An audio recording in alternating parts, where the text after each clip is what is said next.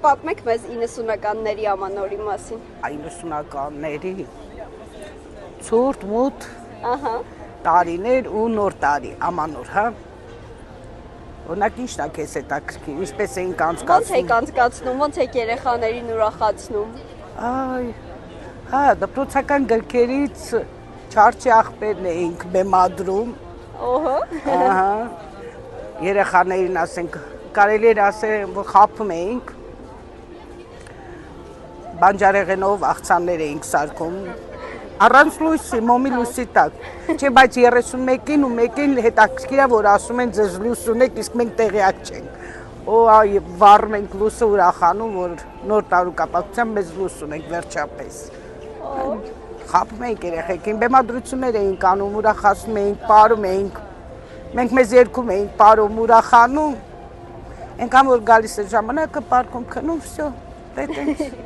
խաբում էինք։ Ինձ ասել են, որ 90-ականներին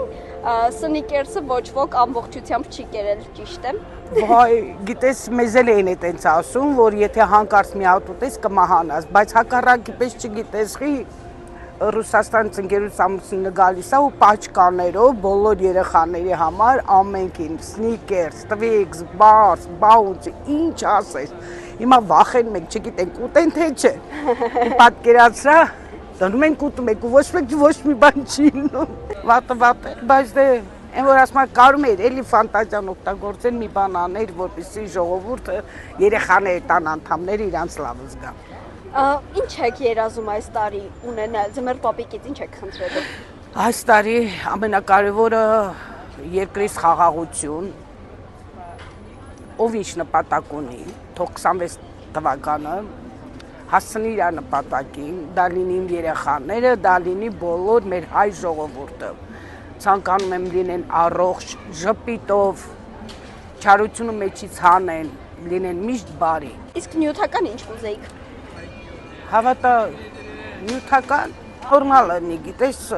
նորմալ այնքան որ կարողանաս նորմալ ապրես, չմտածես, վաղ ինչ անես, կարողանաս հասցնես, լավ լինի։